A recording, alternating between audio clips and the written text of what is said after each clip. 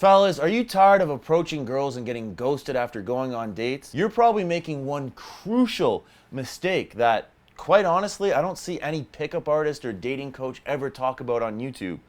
If you can't lead and take control, women will lose interest in you like that, okay?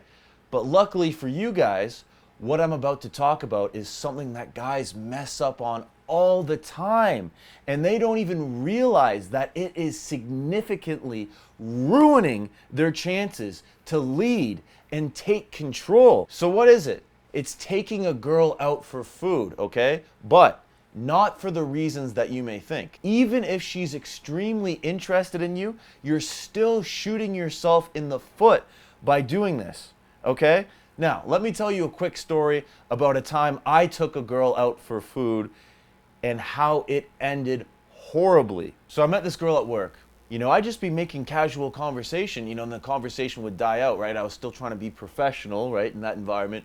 But she'd always like get down on her knees and resuscitate the conversation. I overheard some of my coworkers talking about sushi, right? And how gross it was. So I had to go over there and immediately correct them and put them in their place because, guys, sushi is fucking phenomenal, okay? This girl chimed in. She's like, "Oh my God, no way, you like sushi?" And I told her, yeah, it's fucking phenomenal, right? And then she stops and she goes, "Well, I actually really love sushi, but none of my friends like it. So like, you know, sometimes I'll go out by myself and get sushi and maybe I'll order it in, but my friends think I'm really weird, right?" So I started talking about sushi with her, right? And I start name dropping these places. Have you been here before? Have you been there before? And it turns out that she had been to all my favorite sushi spots except for one, right? So I thought, boom, this is the perfect opportunity, right? I'm gonna ask her out for sushi right there. You know, we can go here, and then, you know, it's the best sushi in town. You know, you're missing out by not going here, right? So I go to ask for her number, and I mean, I don't even finish getting the request out, right? She says yes right away, and oh boy, was this a terrible mistake. So we sit down at the table.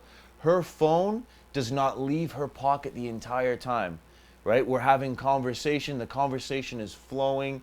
You know, she's actually a really cool girl. We have a lot of common interests.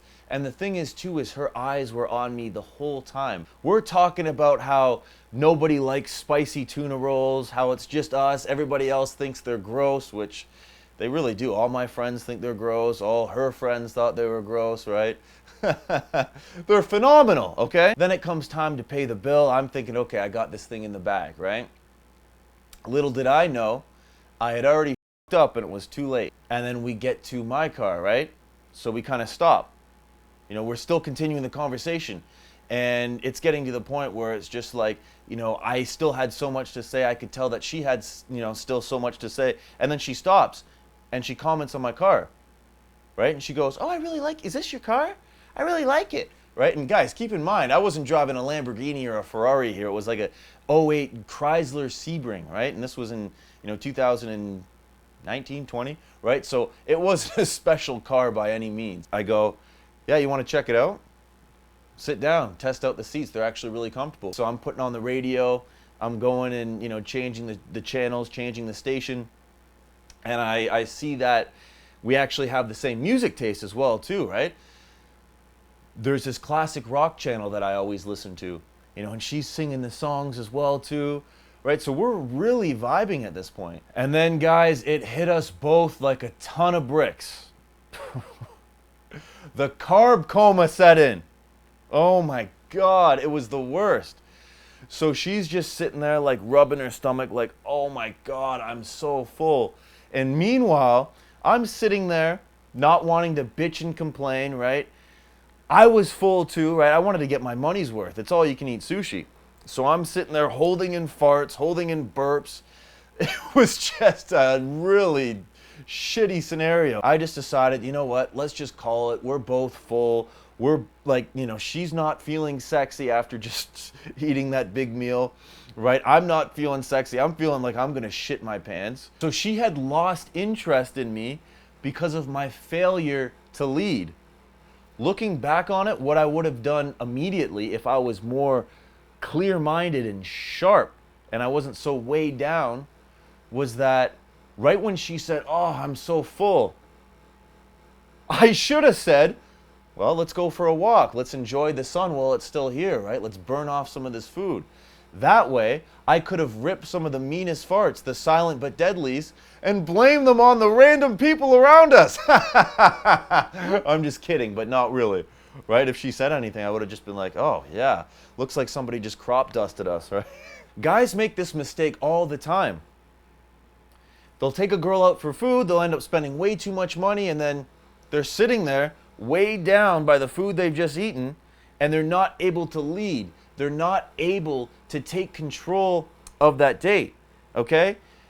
What you put in your body has a huge effect cognitively. The decisions that you make on your swiftness, on your speed, on how you feel. Most guys' diets are shit. Most people's diets in general are absolute crap. If you guys want to see a video on some of the best foods you can eat to be as clear-minded and sharp as possible, feeling confident and able to walk up and approach girls, let me know in the comments. But I realize that some of you guys may have a hard time going on dates and having flirty conversations, right? A lot of guys will go on dates and they'll have these boring conversations, and then, you know, they won't receive a text back. So if you guys want to know how to be flirtier on dates, watch this video right here.